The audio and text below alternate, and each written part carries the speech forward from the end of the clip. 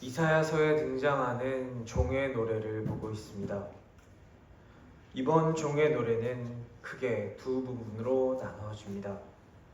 52장과 53장에 이어지는 종의 노래 네 번째는 우리라는 등장인물이 등장하는 53장 1절부터 10절의 종의 노래와 하나님께서 하나님의 종을 보시고 나의 종에 대해서 말씀하시는 우리가 오늘 읽은 부분의 종의 노래로 나눠질 수 있습니다.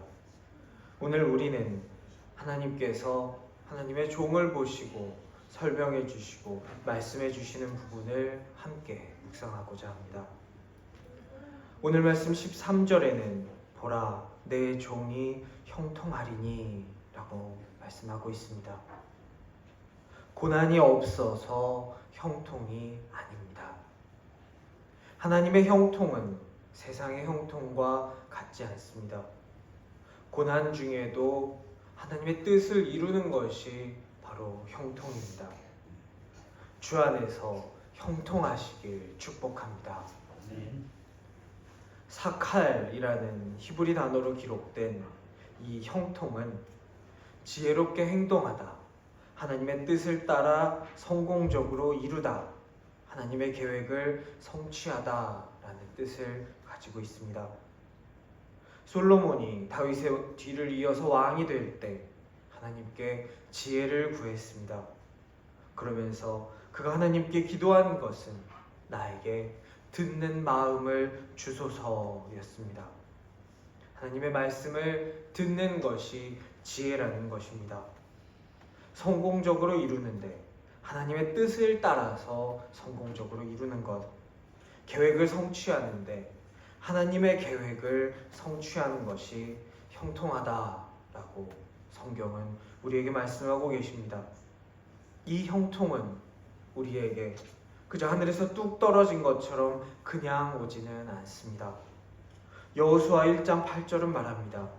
이 율법책을 내 입에서 떠나지 말게 하며 주야로 그것을 묵상하여 그 안에 기록된 대로 다 지켜 행하라. 그리하면 내 길이 평탄하게 될 것이며 네가 형통하리라. 하나님의 말씀을 지켜 행하면 형통합니다.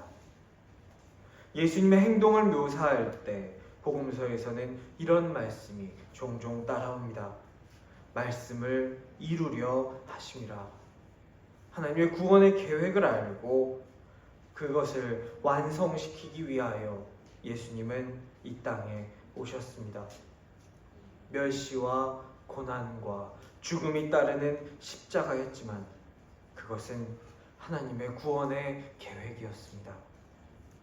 이 일이 틀어져서 십자가에 달려서 죽는 것으로, 그래서 실패한 것으로 끝나버리는 것이 아니라 하나님의 계획 맨 처음부터 십자가는 구원의 계획 속에 있었습니다. 요셉은 형들에게 미움을 받고 노예로 팔리는 고난을 당합니다. 자기 민족, 자기 형제에게서 미움받고 버림받고 다른 민족에게로 팔려가서 거기서 고난과 수치를 당합니다. 하지만 그 요셉을 보고 하나님께서는 이렇게 말씀하십니다. 창세기 39장 2절 여호와께서 요셉과 함께 하심으로 그가 형통한 자가 되어 그의 주인 애굽 사람의 집에 있으니.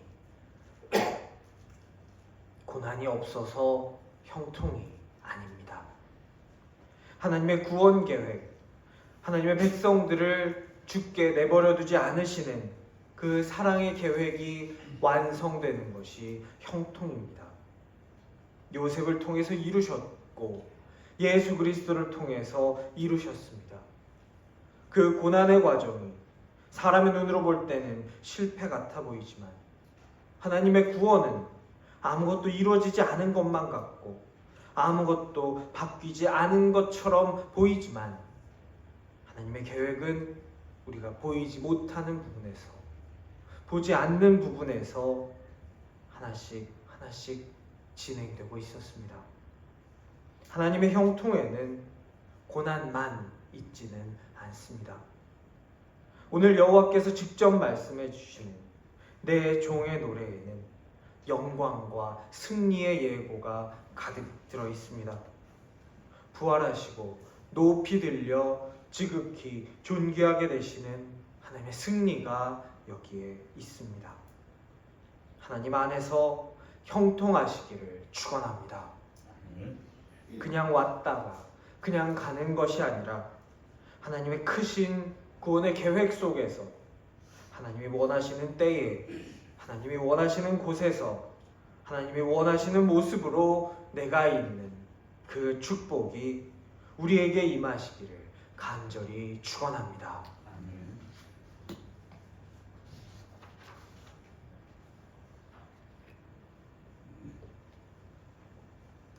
형통이 있기 전에 고난이 있습니다. 오늘 말씀 14절은 그의 모양이 상하였다라고 2번이나 강조해서 말합니다.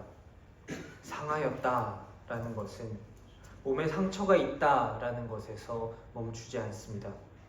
심하게 훼손되고 망가진 상태입니다. 그 모습이 사람들이 보기에 인간 같지 않게 망가진 모습입니다. 그 모습을 보고 충격을 받고 놀랄 정도로 알아보기 힘들 정도가 된 모습을 상하였다라고 기록합니다. 고난을 통하여 하나님의 명령을 따르는 종의 모습은 이런 모습이었습니다. 오늘 말씀 15절에는 나라들과 왕들이 등장합니다. 하나님의 구원의 사건이 한 민족, 한 나라에게만 영향을 미치는 것이 아니라 모든 민족에게 해당되는 사건임을 말하고 있습니다. 바울은 이 사건을 이렇게 표현합니다. 로마서 15장 21절 기록된 바 주의 소식을 받지 못한 자들이 볼 것이요 듣지 못한 자들이 깨달으리라 함과 같으니라.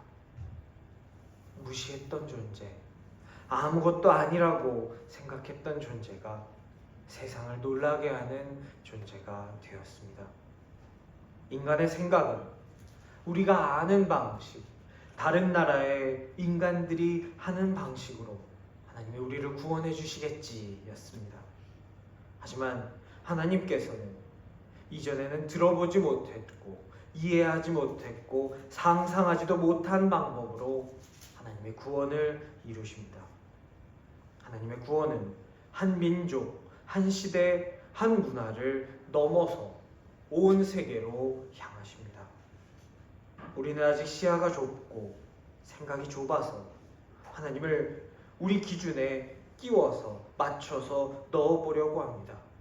하지만 하나님은 계속해서 우리 인간 생각의 경계를 넘으십니다. 나만 보는 신앙에서 우리의 공동체를 보는 신앙으로 우리의 믿음을 넓히십니다.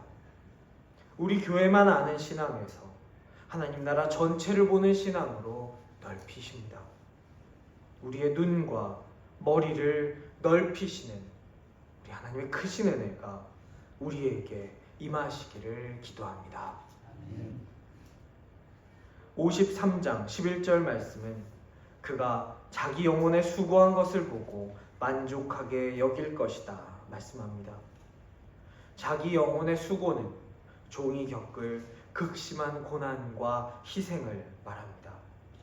다음 주에 볼 53장 말씀에 너무나 생생하게 느껴지도록 기록되어 있는 말씀들입니다.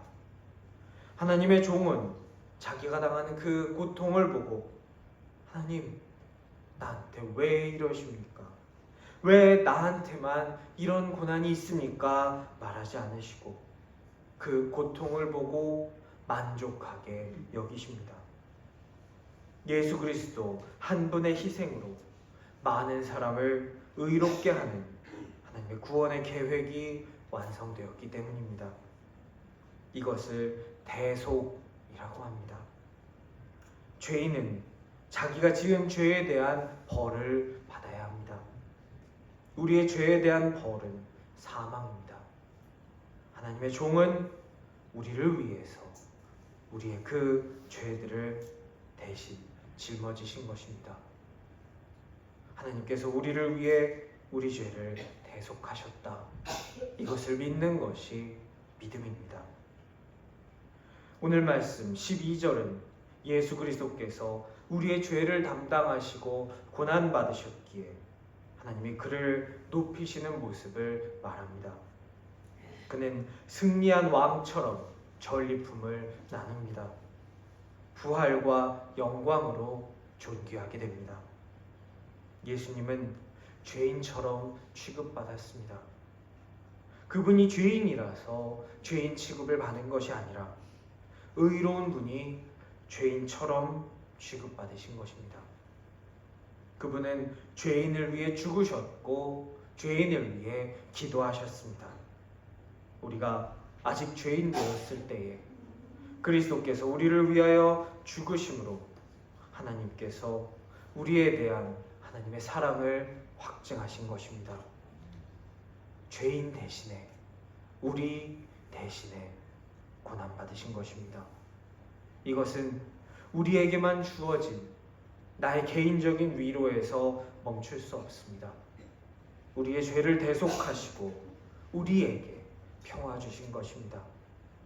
공동체를, 하나님이 지으신 모든 백성을 새롭게 하셨습니다.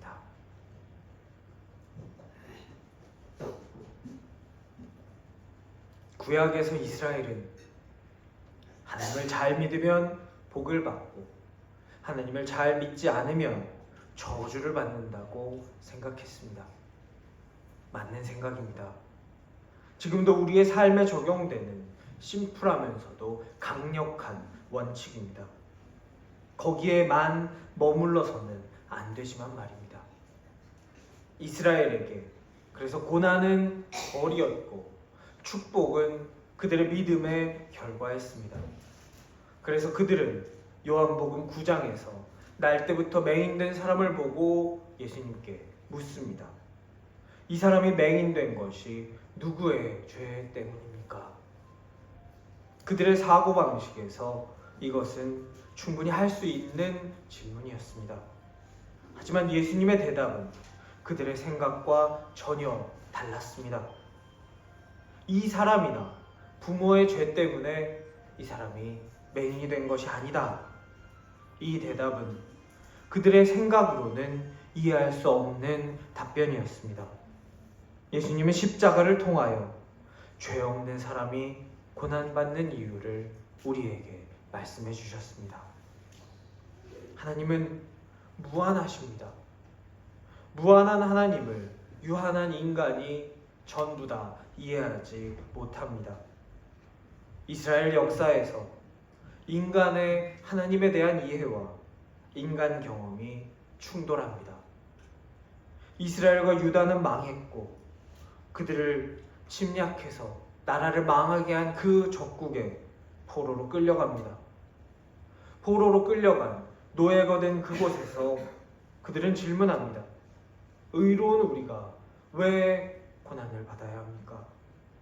우리는 율법을 지키면서 살았는데, 의인인데, 의인은 형통해야 하는데 왜 우리는 형통하지 못하고 고난 중에 있습니까? 이렇게 질문합니다. 하나님은 인간이 그들의 경험을 재해석해서 그들의 이해를 넓힐 수 있도록 열어서 가르쳐 주십니다. 그것이 이사야 52장, 53장 우리가 읽은 그 말씀들입니다. 고난받는 종은 그들이 가지고 있던 기존의 생각과 다르게 그가 의로운데도 고난을 받습니다.